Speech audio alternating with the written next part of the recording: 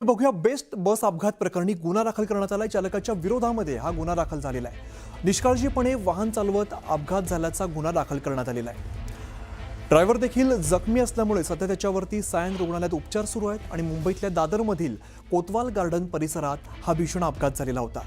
नियंत्रण सुटल्यामुळे बेस्ट बसने कार आणि बाईकला धडक दिली आणि अपघातात एका व्यक्तीचा मृत्यू झालाय तर 3 जण यात जखमी झालेत। जखमींना सायन रुग्णालयात सध्या दाखल करण्यात आलंय आणि अपघातात बेस्ट बसचा कंडक्टर देखील जखमी झाल्याची माहिती आहे। बसमधील प्रवाशांना सुदैवाने कोणतीही दुखापत झालेली नाही। तर या दृश्यांमधून आपल्याला हा अपघात किती भीषण होता याचा अंदाज करता येईल, कारण या अपघातामध्ये 1 जण ठार झाले, 3 जण जखमी झालेत।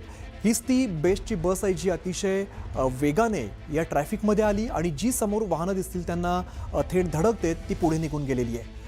या बसच्या वेगावरून आपल्याला अंदाज करता येईल की मोठ्या प्रमाणात यात नुकसान झालंय। एकाचा यात जीव गेलाय, 3 जण यात गंभीर जखमी झालेली आहेत। स्वतः चालक आणि कंडक्टर सुद्धा यामध्ये जखमी झालेले आहेत। केंद्र सरकारने कांद्याला प्रति क्विंटल 1580 रुपयांचा भाव जाहीर केल्यानंतर आजपासून नाफेड आणि NCCF मार्फत लासलगावसह नाशिक जिल्ह्यातील 18 केंद्रांवरती कांदा खरेदी सुरू होणार होती। मात्र प्रत्यक्षात एकही केंद्रावर खरेदीला सुरुवात झालेली नाही। नाफेडचे अधिकारी लिलावस्थळी न पोहोचल्यामुळे शेतकऱ्यांचा अपेक्षाभंग झालाय। त्यामुळे नाफेडच्या कांदा खरेदी व्यवस्थेचा बोजवारा उडाल्याची टीका होत असून कांदा उत्पादक शेतकऱ्यांमध्ये नाराजीचं वातावरण आहे। खरेदी प्रक्रिया तातडीने सुरू करण्याची मागणी शेतकरी करतायत। कांद्याला 1580 रुपये जाहीर केल्यानंतर आजपासून नाशिक जिल्ह्यात नाफेडच्या वतीने कांदा खरेदी करण्यास सुरुवात झालेली आहे। मी आता उभा आहे लासलगाव बाजार समितीत।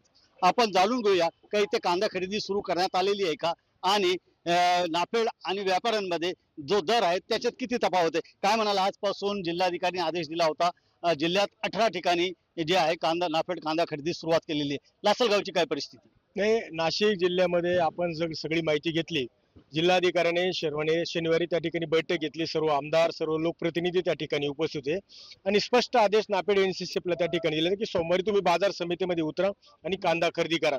परंतु कुठल्याही नाशिक जिल्ह्यातल्या बाजार समितीमध्ये अद्याप नाफेड आणि NCCFच्या माध्यमात कांदा खरेदीला सुरुवात झालेली नाही।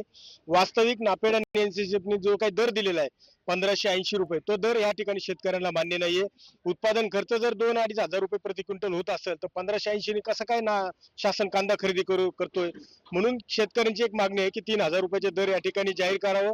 प्रत्यक्ष बाजार समित्यांमध्ये कुठल्याही अटी न ठेवता, मग रजिस्ट्रेशनची अट असेल किंवा इतर अटी न ठेवता त्या ठिकाणी खरेदीला उतरावं। पेमेंट सुद्धा तत्काळ या ठिकाणी द्यावा। म्हणजे शासनाचा नियम आहे की शेतकऱ्यांनी माल विक्री केल्यानंतर 24 तासाच्या आत पेमेंट दिलं पाहिजे आणि नाफेड आणि NCCF जर महिनाभर जर पैसे देणार नसेल तर शेतकऱ्यांनी कशा पद्धतीने त्याला माल द्यावा। म्हणून या सगळ्या अटी या ठिकाणी शिथिल करावा आणि तरच त्या ठिकाणी या खरेदीला सुरुवात होऊ शकते आणि शेतकऱ्यांना त्या ठिकाणी दिलासा मिळू शकेल। बाजार समिती सभापती म्हणून तुम्हाला काय वाटतंय, हे जो शासनाने दर जाहीर केलेला आहे तो योग्य आहे का? तुम्हीच आज स्वतः बघताय बाजार समितीत सरासरी दर 1600 रुपये आणि जास्तीत जास्त दर 2090 आहे। तर 1580 रुपयाने कुठला शेतकरी यांना माल देणार आहे आणि यांच्या असलेल्या किचकट अटी आणि एवढे करून मुळात त्या संस्थात निलावात आज सहभागी झालेल्या नाहीये। कारण की त्यांना व्यापाऱ्यांबरोबर स्पर्धा नकोय। त्यांना फक्त आपल्या गोडाऊनमध्ये 600-700 रुपयानं खरेदी केलेल्या मालाच्या 1580 रुपयानं पावत्या करून तो माल सप्लाय करायचा आहे। त्यांना शेतकऱ्यांकडून कुठलाही माल घेण्यात इंटरेस्ट नाहीये। याच्यात म्हणजे पुन्हा घोळ होण्याची शक्यता, जसं या अगोदर भ्रष्टाचार झालेला आहे, तुम्ही जे म्हणताय का फक्त ते व्यापाऱ्याकडून घेणार आहे तर पुन्हा भ्रष्टाचार होण्याची शक्यता? व्यापाऱ्याकडून नाही, मुळात आज रोजी त्यांच्याकडे 700 रुपयाचा माल पडलेला आहे। शासनाने 1580 रुपये दर जाहीर केला, शासनाने 2000 ते 2500 दर केल्यासच ते इथं स्पर्धा करू शकता। 1580 रुपयाने बाजार समितीमध्ये ते स्पर्धाच करू शकत नाहीये। एकूणच आपण बघितलं असेल तर नाफेडची जी खरेदीचा जो भाव करण्यात आलेला त्याचा एकूणच बोज वारा आल्याचे दिसून येत आहे। बब्बू शेख, न्यूज 18 मराठी, लासलगाव। पुढची महत्त्वाची बातमी आपण बघणार आहोत। बातमी अकोल्यामधून आहे। अकोल्यामध्ये खतासाठी मोठ्या प्रमाणात शेतकऱ्यांना रांगा लावाव्या लागतात। काय नेमकं घडतंय आपण बघूया।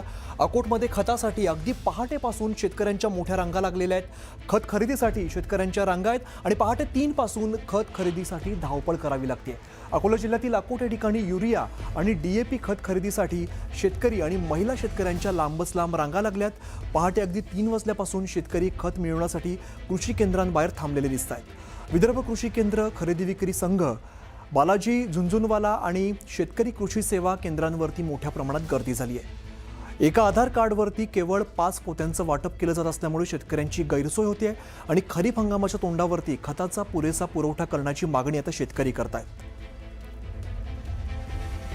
खतासाठी आलेली आहे. 4 वाजतापासून नंबर माझा लावलेला आहे, पण मला खत काही मिळालं नाही. माझ्या घरी 12 एकर शेती आहे, पण एकही पोतं नाही भेटलं मला खताचं. एवढा खताचा तुटवडा आला. युरिया नाही, कोणतंच खत नाही भेटून राहिलं.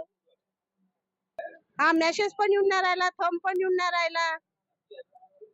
एवढी चिंगराचिंगरी चालू आहे. कास्तकार आम्ही सकाळपासून 5 वाजेपासून इथं लाईनीत उभा. आम्हाला 2 पोते DAP आणि 3 पोते युरिया अशा प्रमाणात खत भेटून राहिलं. आता माझ्यावर जवळपास 20 ते 25 एकर 30 एकर शेती आहे.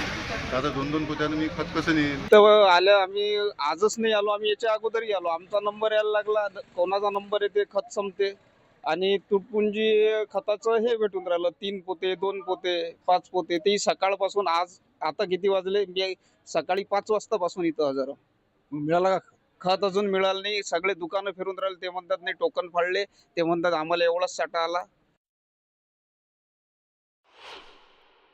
जवळपास उद्या अजूनही भरपूर वाटप होईल इथं.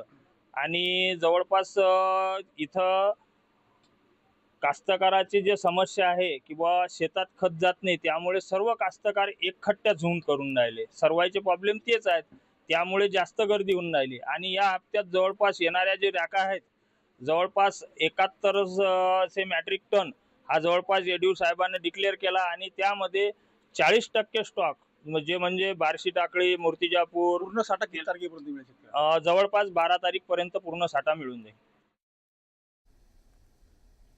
तर इकडे धाराशिवमध्ये काल रात्री पावसानं हजेरी लावली आणि पावसानंतर शेतकरी पेरणीच्या कामाला लागलाय. पेरणीसाठी लागणारं बी बियाणं खत घेण्यासाठी कृषी केंद्रांवरती शेतकऱ्यांनी एकच गर्दी केली आहे. शासनाचे मोफत बियाणं असतील किंवा विक्रीचं बियाणं घेण्यासाठी शेतकरी कृषी केंद्रांवरती गर्दी करताना दिसत आहेत. मात्र खत मिळत नसल्याच्या तक्रारी शेतकऱ्यांकडून केल्या जात आहेत. दरम्यान धाराशिवमध्ये खतांचा तुटवडा नसल्याचं कृषी अधिकाऱ्यांनी स्पष्ट केलं आहे. धाराशिवमध्ये पावसाची हजेरी लागलेली आहे. शेतकऱ्यांनी पेरणी सुरू केली आहे. मात्र यासाठी लागणारं बी बियाणं असेल किंवा खत असेल ते मात्र शेतकऱ्यांना मिळत नाही आणि शेतकऱ्यांची मोठ्या प्रमाणात गर्दी या ठिकाणी बघायला मिळते. अगदी पहाटेपासूनच रांगा लागल्याचं आपण बघितलंय. धाराशिवमध्ये पण असंच काहीसं चित्र आहे. जे पेरणीसाठी बी बियाणं लागतं, खत घेण्यासाठी कृषी केंद्रांवरती शेतकऱ्यांची मोठी धावपळ उडते. शासनाचं मोफत बियाणं असेल किंवा अगदी विक्रीचं बियाणं असेल ते घेण्यासाठी शेतकरी कृषी केंद्रांवरती सध्या गर्दी करतायत. धाराशिव जिल्ह्यात जो काल पाऊस झाला आहे त्या पावसानं आता शेतकरी पेरणीच्या कामाला लागला आणि आपण खत दुकानदाराच्या बाजूला आहोत की आपण खत दुकानावर शेतकऱ्यांची गर्दी मिळते. यावेळी प्रामुख्यानं शेतकऱ्यांना खत टंचाईचा प्रामुख्यानं सामना करावा लागतो.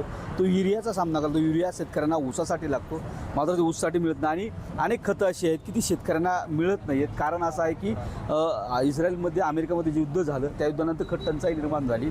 त्यामुळं त्याचा फटका जो आहे तो शेतकऱ्यांना मोठ्या प्रमाणात बसतो. मला सांगा, आता सध्या पेरणीचे दिवस आहेत, पाऊस कसा पडला आहे गावाकडे? पाऊस चांगला पडला. आता पेरणी तयारी चालू आहे. हां, काय काय तयारी केली आता खत बी न्यायची, हां, खत मागल ती मिळत नाहीत. कुठल्या मागेल मिळाली गेला? DAP मिळत नाही, युरिया मिळत नाही. हां, DAP मिळत नाही, हां, आणि युरिया पण मिळाला गेला. युरिया घ्यायचं 250 रुपयाचं आणि त्याच्या मागं बकेट देते ते 800 रुपयाची. हां, हां, परवडतं का ते? काय परवडतं?